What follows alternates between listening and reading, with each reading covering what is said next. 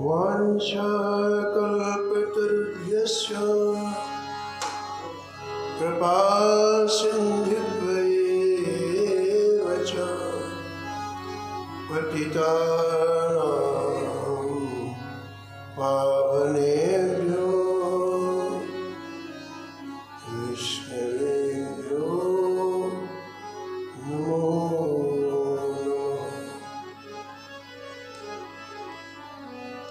भक्त भक्ति भगवंत गुरु चतुर नाम बपुएक मुखे पद वंदन की नाम सतवीन हरि जो आय विराजिए कथा सुनबो इतिहास तुम श्रोताया भाग्य तुम पढ़ जमो तुम पीछे जो और है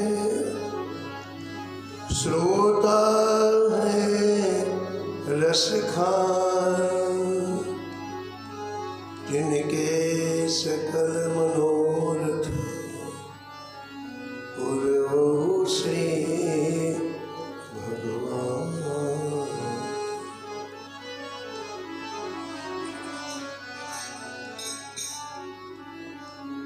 राधे राधे गोविंद गोविंद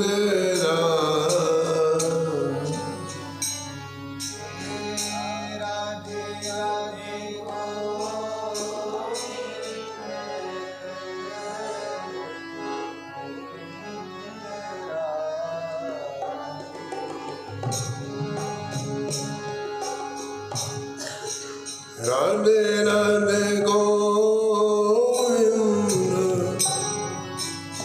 गोविंद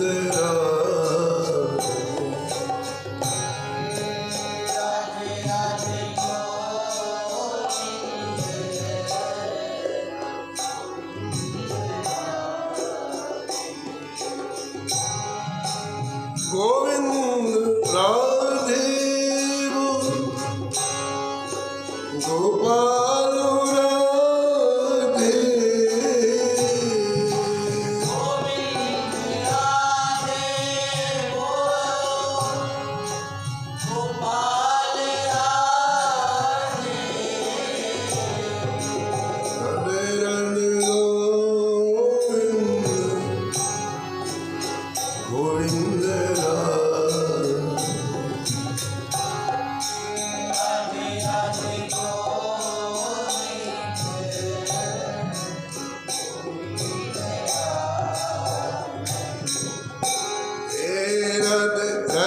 गोविंद गोविंद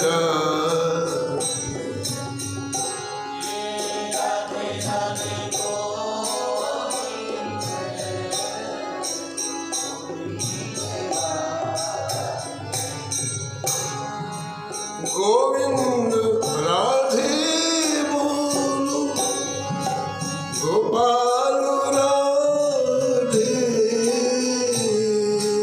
गोविंद राधे गोपाल राधे राधे राधे गोविंद गोविंद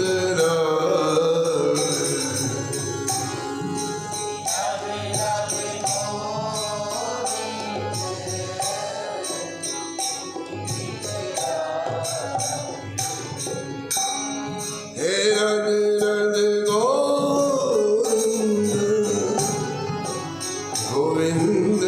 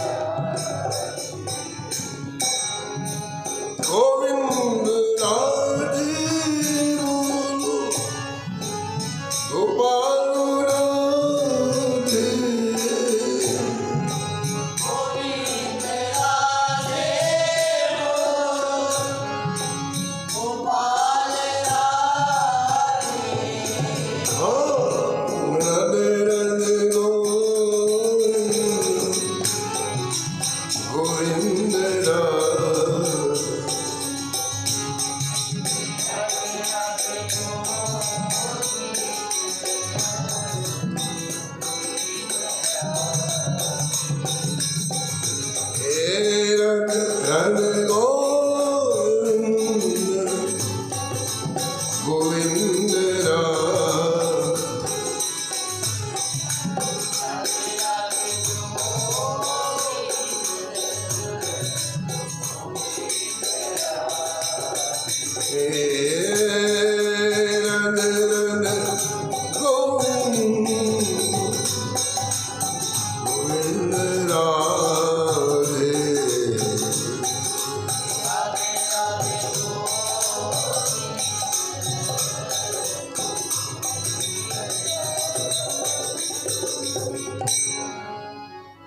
श्री जानकी वल्लभ लाल की, श्री मंगल मूर्ति हनुमान जी महाराज की, सब संत भगवान की, श्री सपरिकर भक्तमाल जी की, श्री स्वामी अग्रदास जी महाराज की, श्री नाभाजी महाराज की, श्री प्रियादास जी महाराज की, श्री वृंदावन धाम की, श्री राधा वल्लभ लाल, श्री बांके बिहारी लाल, श्री गिरिराज जी महाराज की, श्री यमुने महारानी, श्री राम नाम महाराज, श्री महाराज जी की जय जय श्री राम।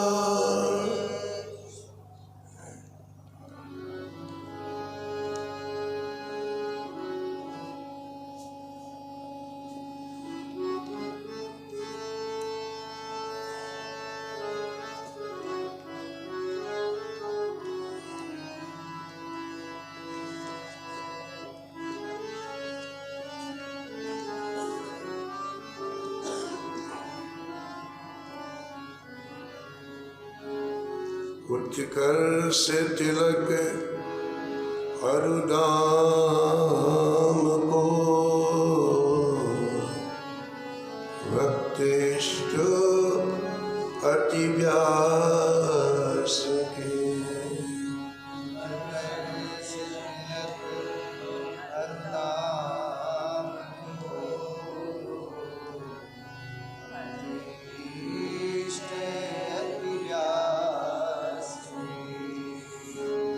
काहू के आराध्य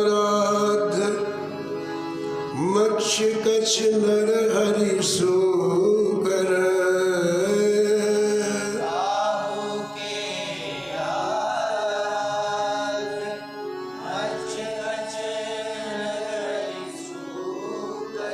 वामन फरसाधरन,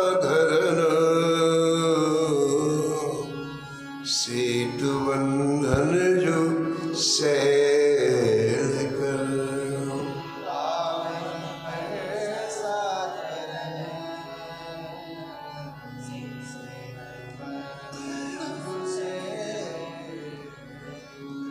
एकन की हरीत नेम नौधा सोलाए,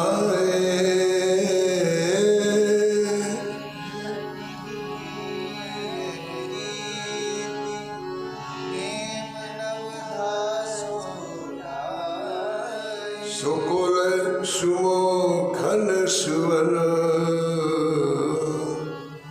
अच्युत गोत्री जुलड़ाए,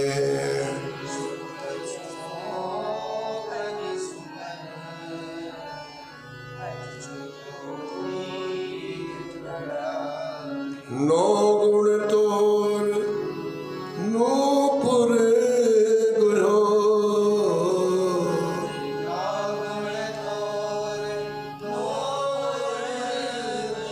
महत सभा मधी रास के,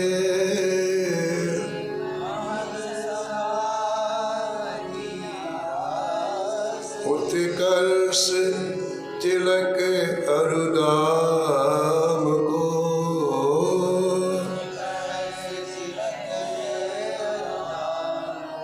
भक्त इष्ट अति व्यास के,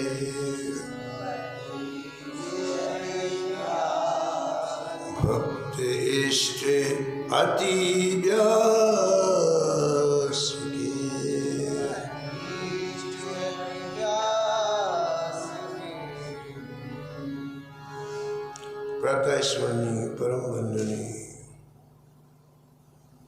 श्री भक्तमाल के रचयिता श्री नाथ गोस्वामी जी इस चक्र में श्री धाम वृंदावन के परम रसिक धामनिष्ठ संत श्री हरिराम व्यास जी का स्मरण किया है और निष्कर्ष के रूप में कहते हैं कि संपूर्ण जीवन व्यास जी ने केवल संतों से लाड़ रहा है। संत व्यास जी के अति इष्ट थे, श्री ठाकुर जी इष्ट थे, लेकिन संत अति इष्ट थे। अद्भुत समर्पण हरिराम व्यास जी का संतों के प्रति, और उसका कारण ये था कि श्री वृंदावन धाम पहुंचाने वाले संत ही तो थे। अगर उपदेश नहीं मिलता, ब्राह्मण के रूप में, संत के रूप में भगवान शंकर सचेत नहीं करते हरिराम व्यास जी को, तो उस अहंकार के सागर में न जाने कितने जन्म इनके व्यर्थ में चले जाते हैं। मैं श्रेष्ठ हूं, मैं बड़ा हूं, इतना बड़ा ये सागर है जिसमें लाखों जन्म समा जाते हैं। इस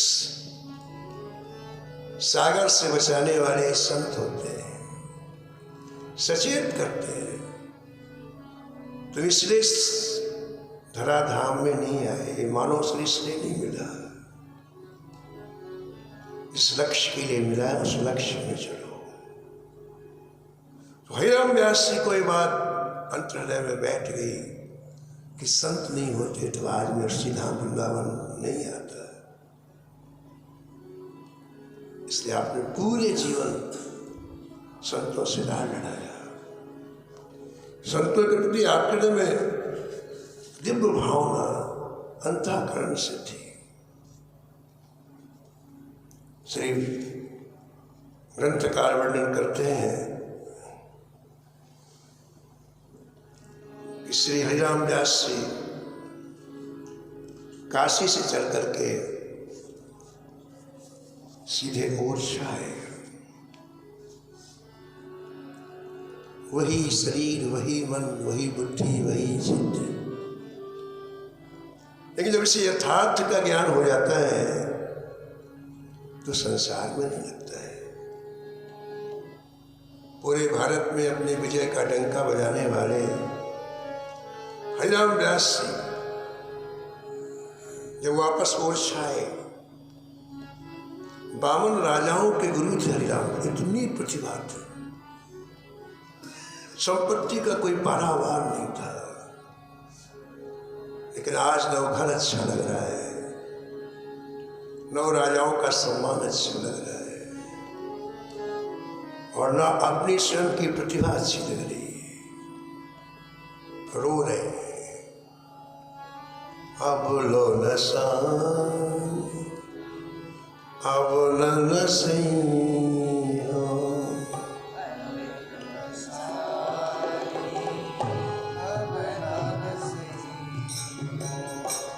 अब लो न सान, अब न सही,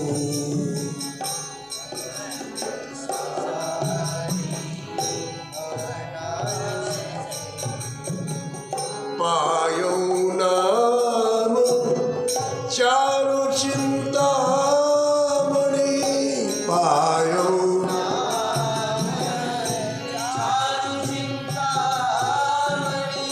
पायो नाम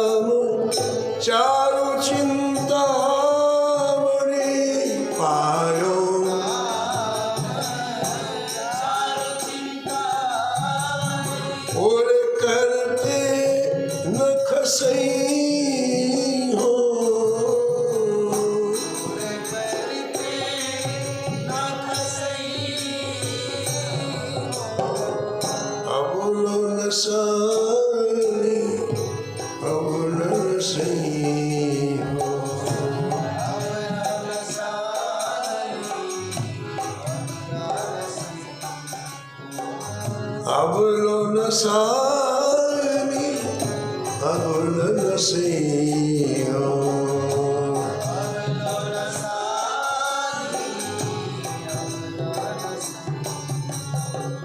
परवश जान हसोइन इंद्र ने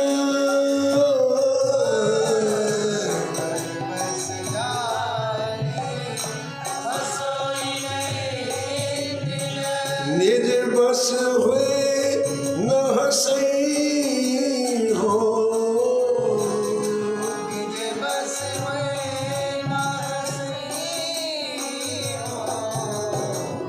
मन मधुकर पन के तुलसी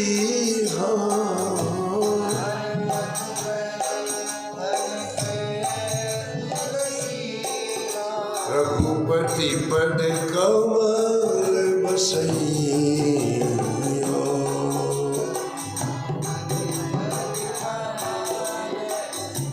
अबुलो नसी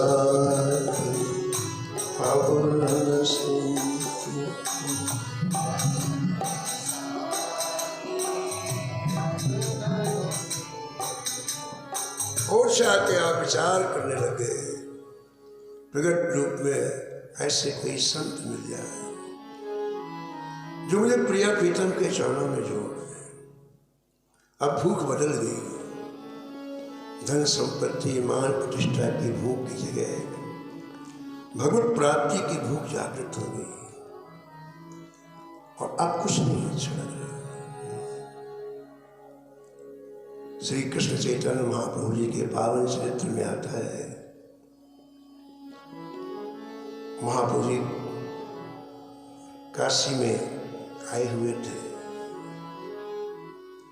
और उस समय काशी में एक बहुत बड़े सन्यासी थे जिनके 1 लाख शिष्य थे, श्री स्वामी प्रकाशानंद जी महाराज।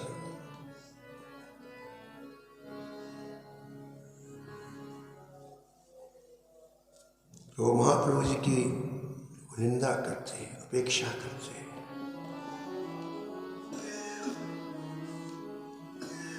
क्या हरे कृष्ण कृष्ण कृष्ण हरे राम राम राम करता रहता है। इसे वेदांत का चिंतन करना चाहिए।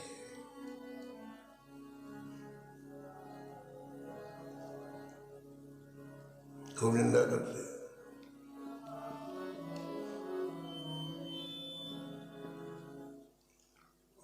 और एक भावुक सज्जन को ये बात अच्छी नहीं लगती। उनकी निष्ठा दोनों के ऊपर भी थी, श्री कृष्ण चैतन्य महाप्रभु जी के ऊपर और प्रकाशानंद जी के ऊपर। सोचा कि दोनों महापुरुष यदि ये मिल जाए तो हमारे इस सनातन धर्म का कितना दिव्य प्रकाश है। जो ऊर्जा हम लड़ने में समाप्त करते हैं, जो डिस्ट्रक्टिव ऊर्जा होती है उसे कंस्ट्रक्टिव बनाना चाहिए, उसको संरचना में लगाना चाहिए। आपस में राग द्वेष करते हैं, एक दूसरे की कमियां देखते हैं, तो ऊर्जा जो वहाँ लगना चाहिए यहाँ लगे। ऊर्जा तो ही है।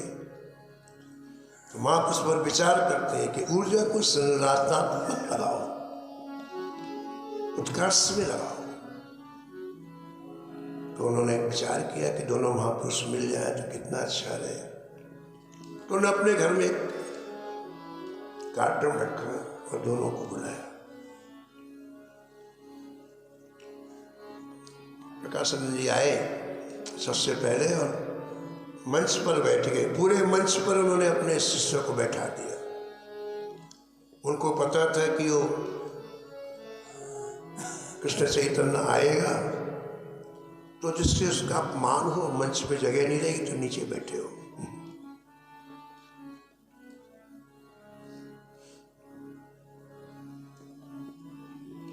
वेद शास्त्र पुराणों का इतना अध्ययन करने के बाद, लाखों शिष्य बनाने के बाद भी दूसरे को नीचा दिखाने की भावना नहीं गई। कैसी विचित्र माया है प्रभु की। इसलिए गोस्वामी ने विनय पत्रिका में कहा है, कहिए सुनिए समझिए समझाइए, दशा हृदय नहीं है। हे नाथ, हम कहते भी हैं कि आपकी माया ऐसी है, सुनते भी हैं ऐसी आपकी माया, समझते भी हैं और समझाते भी हैं, लेकिन हृदय में वो स्थिति नहीं आती है, हृदय दशा नहीं आवे।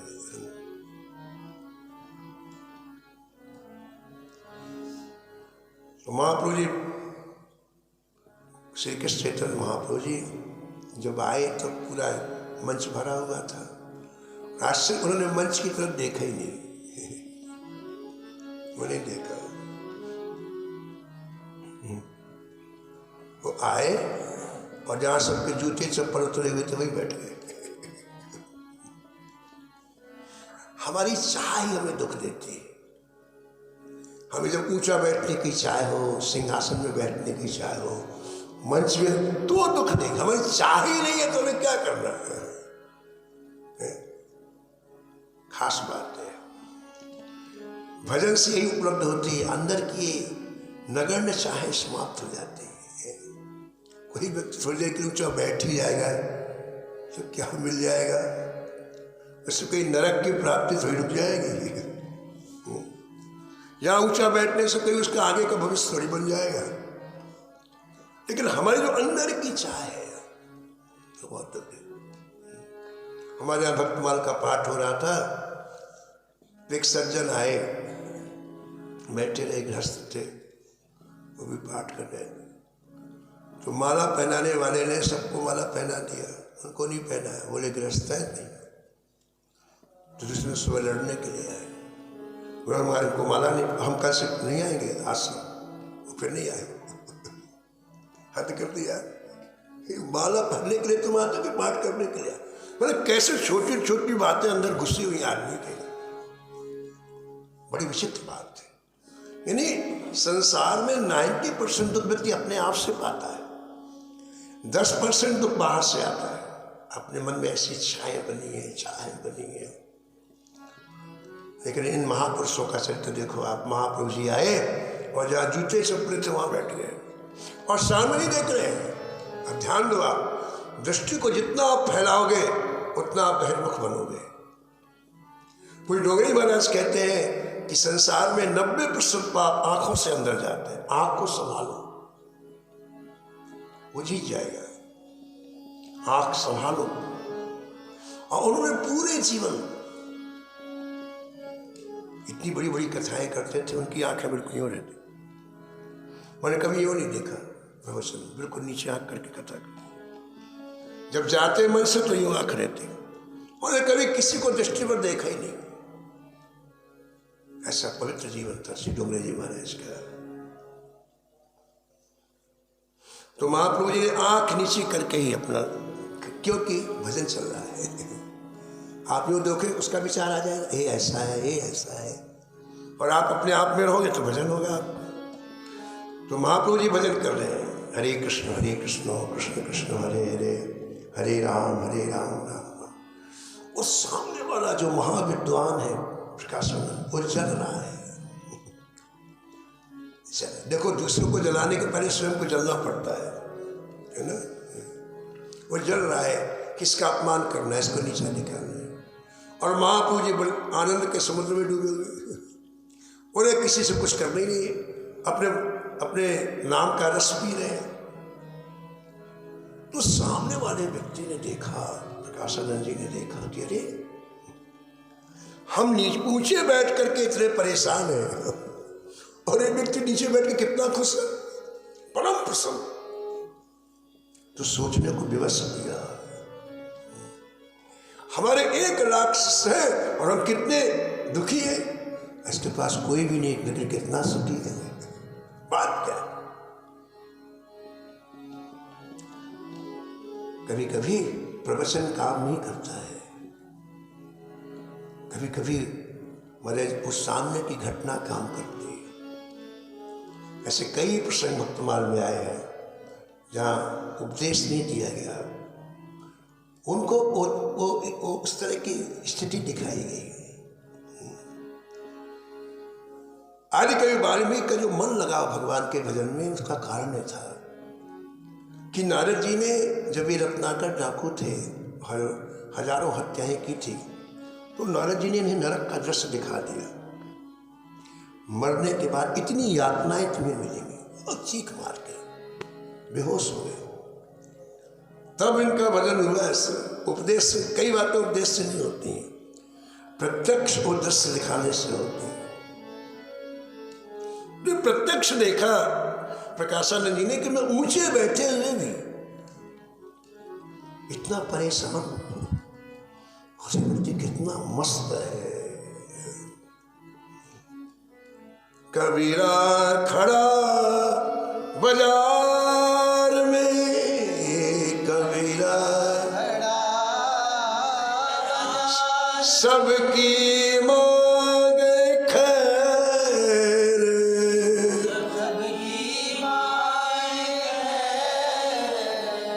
ना काहू से दोस्ती, ना काहू से बैर।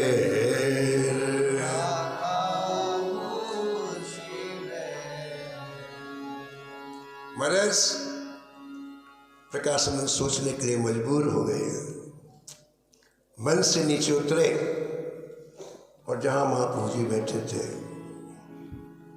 वहां जाकर कहा महात्मा जी आप नीचे क्यों बैठे हैं, चलिए ऊपर बैठिए। बोले नहीं महाराज मुझे बहुत अच्छा लग रहा है। बोले नहीं, आपके लिए जगह खाली, आप ऊपर बैठिए।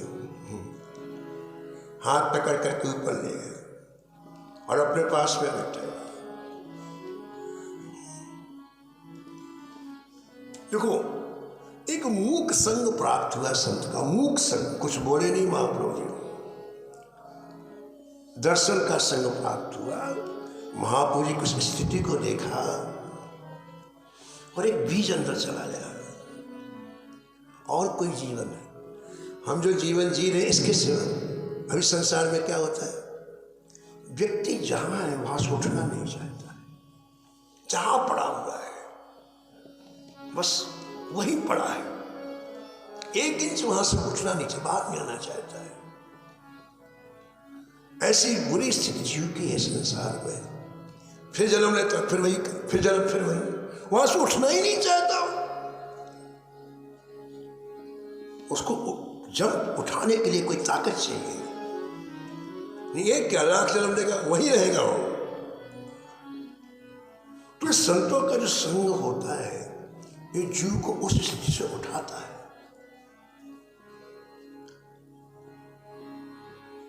महाप्रभु जी का कुछ क्षणों का संग मिला, उसको सोचने को मजबूर करेगा, एक जीवन और है। हम अपनी औलाद को, जो लोग बाहर रहते हैं, कभी सत्संग का माहौल नहीं दिखाते, कभी महापुरुषों का दर्शन नहीं कराते, उसका परिणाम क्या होता है? और उसी कुएं में पड़े रहते हैं, उसी को अपने जीवन का उत्कर्ष मानते हैं। तो प्रकाशानंद जी ने जब वहां से गए तो पूरी रात उन्हें नींद नहीं आई। क्या कारण है? इसको क्या प्राप्त है? इस रात इतना प्रसन्न महाराज, पूरी रात नींद नहीं। और महाप्रभु जी का नियम था प्रातःकाल संकीर्तन करने का। आप प्रातःकाल उठे, गंगा में स्नान किया और बिंदु माधव के मंदिर में हरे कृष्ण कृष्ण कृष्ण हरे राम राम राम हरे। महाप्रभु जी संकीर्तन नहीं करते थे, अपने प्राणों को नाम के साथ जोड़ते थे। इसलिए उनके संकीर्तन में इतना आकर्षण था कि किसी के कानों में यदि पड़ आया तो उसके पैर वहीं रुक जाते थे, फिर वो आगे नहीं जा सकता था। तो महाराज महाप्रभु जी प्रातःकाल संकीर्तन किए और ये रात भर सोए नहीं थे, बस कान में एक संकीर्तन पड़ा और खिंचे के चले गए और महाप्रभु जी चरणों में गिर पड़े, लौट पड़े, मगर मुझे आप अपना लो, आप, मैं आपकी शरण में आया हूं।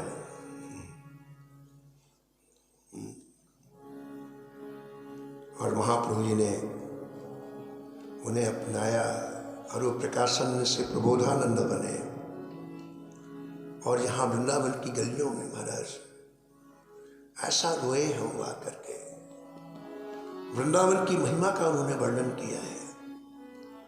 अद्भुत। तो कहां जीवन था, आज कहां पहुंच गया? उसके मूल में कौन है? संत है।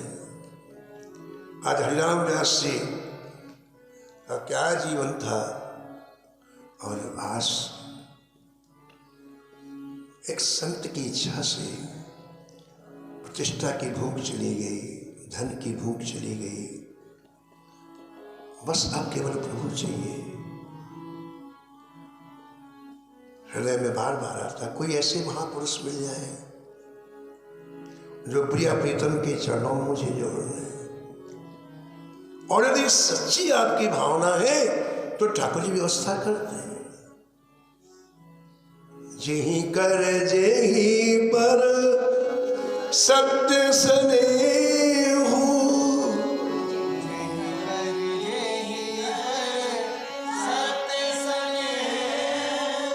सोते ही मिले न कछु संदेहु,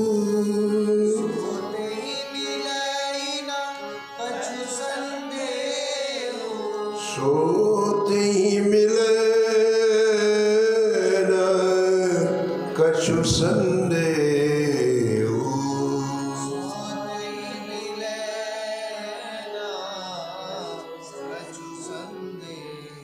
पहले के जमाने में संत यात्रा करते, पैदल यात्रा करते, तो मार्ग में जो गांव पड़ता उसमें यदि रात्रि हो जाती तो रुक जाते थे। तो कई गांव के लोगों को संत सेवा का मौका मिल जाता था। श्री वृंदावन के श्री हितरवश महाप्रभु जी के कृपा पात्र श्री नवलदास जी महाराज यात्रा में निकले हुए थे। ऊंट छाया रास्ते में,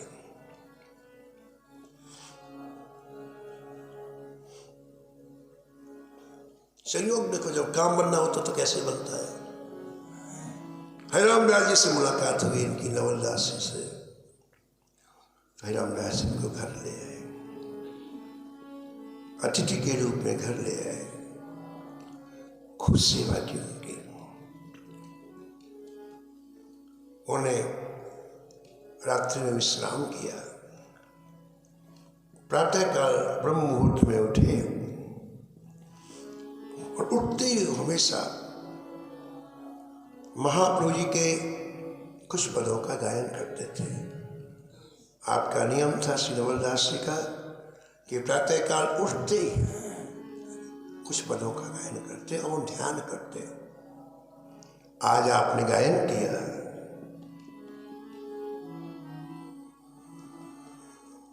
आज अति राजत दंपति घोर, आज अति राजत, आज अति राजत दंपति,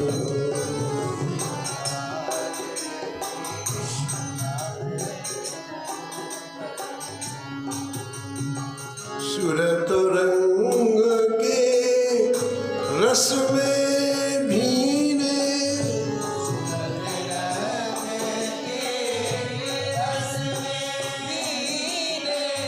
सूरत रंग के रस में भीने,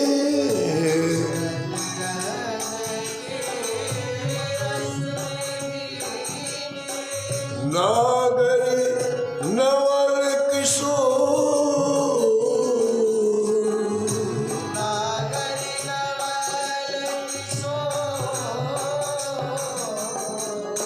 दंपति राजति दंपति भोर, आज अति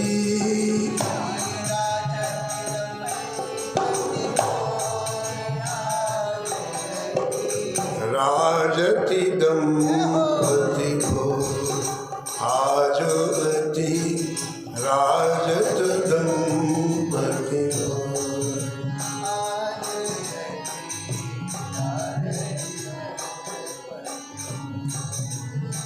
अनसन पर भुज दिए बिलोकत, अनसन पर इंदु बदन बिवि ओ,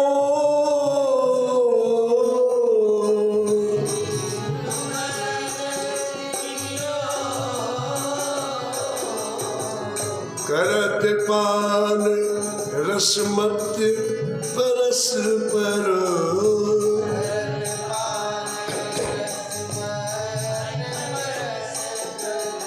लोचन त्रसित चको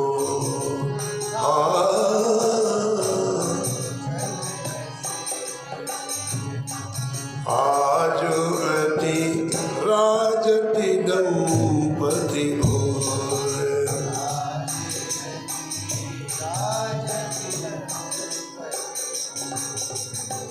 पग डगमगत चलत बन बिहरत, पग डगमगत रुचिर कुंज घन खोर,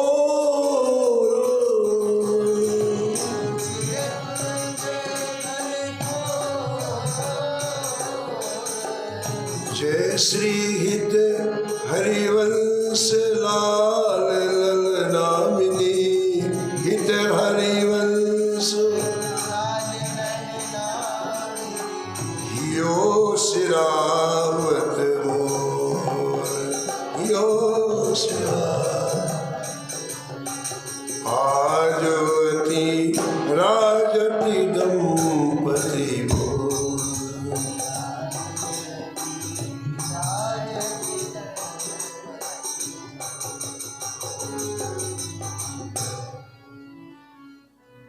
प्रातःकाल श्री नवलदास जी ने श्री धर्मस महाप्रभु जी के इस पद का गायन किया और व्यास जी ने सुना।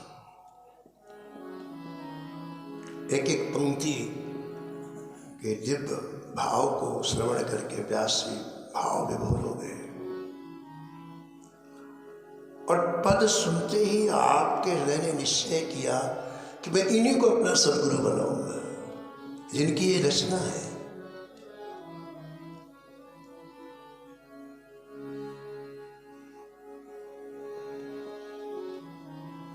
मेरे हृदय में जो श्री किशोर जी और किशोरी जी के लिए पीड़ा है, व्यथा है, विरह है, उसको यही शांत कर सकते हैं, दूसरा नहीं कर सकता है। आपने श्री नवलदास जी के चरणों में प्रणाम करके कहा, महाराज जिनकी रचना आपने सुनाया है वो कहाँ विराजते हैं? श्री नवलदास जी ने कहा, श्री राम वृंदावन और मेरे गुरुदेव हैं। क्या महाराज उनका दर्शन हो सकता? बोलो बिल्कुल, उनका दरवाजा सभी के लिए खुला हुआ है। श्री नवलदास जी प्रातःकाल आगे की यात्रा की, लेकिन भाई रामदास जी की बेचैनी बढ़ गई। अब मैं केवल श्री धाम वृंदावन जाऊंगा, केवल हित धर्मस महाप्रभु जी के चरणों में अपना सर्वस्व लुटाऊंगा।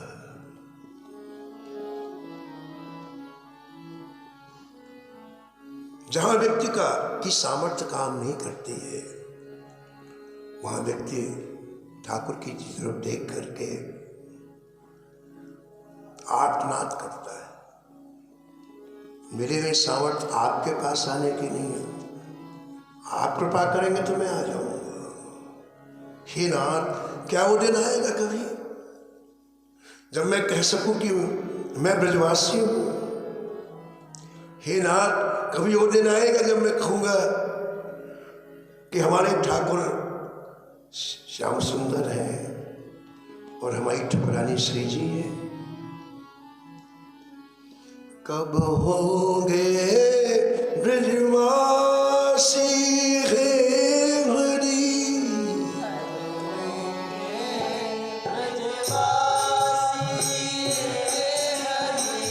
कब होंगे ब्रजवासी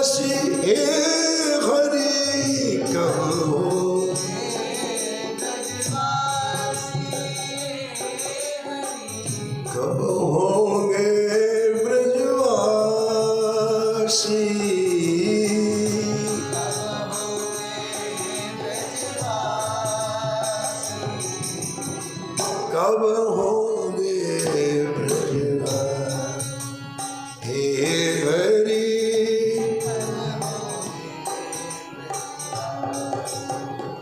ठाकुर नंद किशोर हमारे, ठाकुर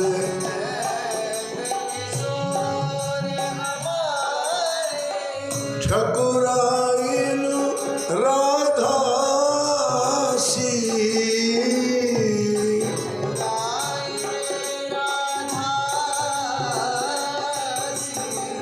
कब होंगे ब्रजवासी हे हरि।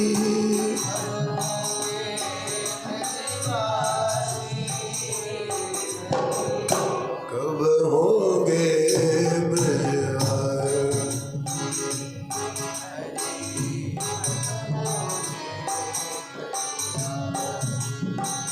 कब मिली है वे सखी सहेली।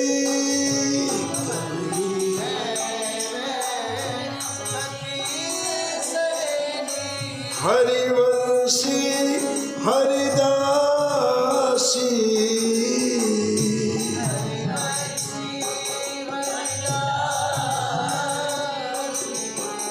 बंसी मटकी शीतल छैया।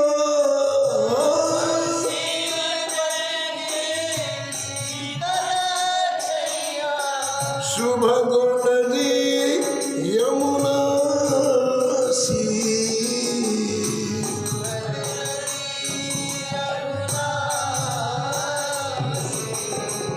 कब होंगे ब्रजवासी हे हरि।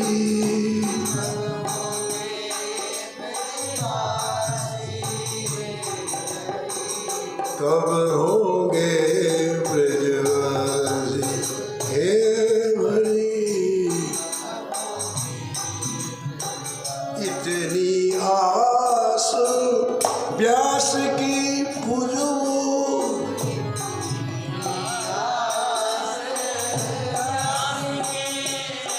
इतनी आस व्यास की पूजो।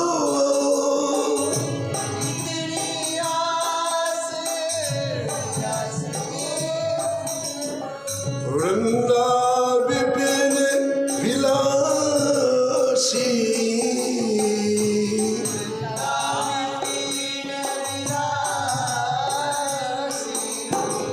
कब होंगे ब्रजवासी हे हरि।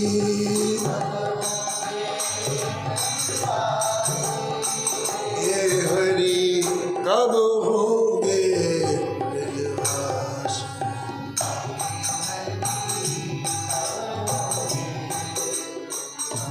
एक आत्मा व्यासी का निकला और सीधा वृंदावन की तरफ चल पड़े। कैसे वृंदावन धाम पहुंचेंगे, कैसे धनुष महाप्रभु की कृपा होगी, एक कथा कल श्रवण करें। हरि भजले हरि भजले हरि भजने का मौका।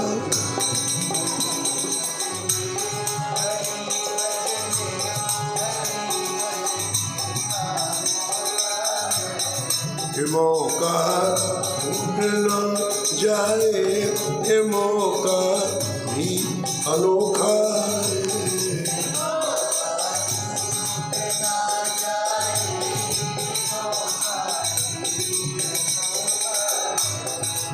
नमो नमो श्री भक्त सुमान।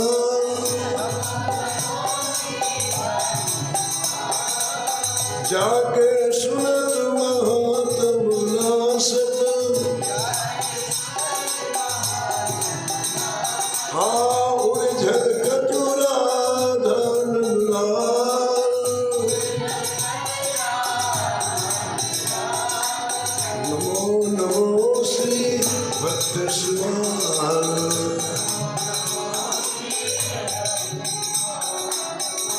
गदेश्वर पुलकित अनु अंगनी।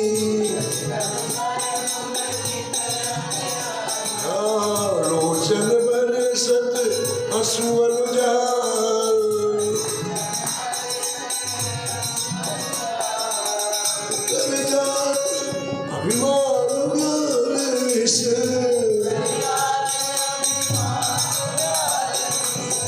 लेत जीवाय सुरस नहीं खाए नमो नमो श्रीमद श्रीमान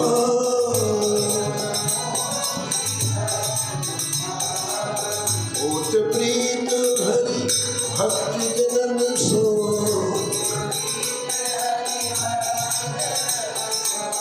रेत शीघ्र भक्ति चरण प्रसाद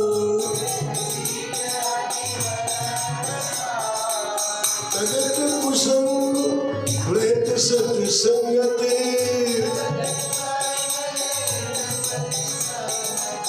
भाग जगत को भगवत भाग जय जय नमो नमो श्री भक्त सुमान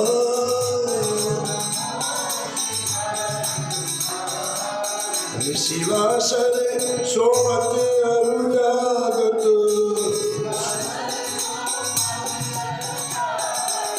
रोम रोम भय करत निहार श्री अग्र नारायण दास प्रिया प्रिया हाँ प्रगति जीवन रसिक रसाल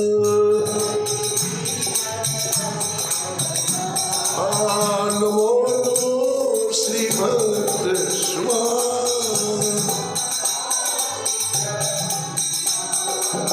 सीताराम सीताराम सीताराम सीताराम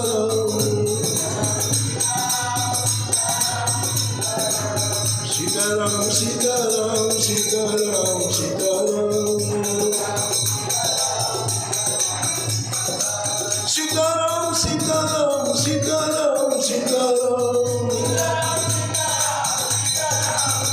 बोलो सीताराम सीताराम सीताराम सीताराम सीताराम सीताराम सीताराम सीताराम हरे सीताराम सीताराम सीताराम सीताराम बोलो सीताराम सीताराम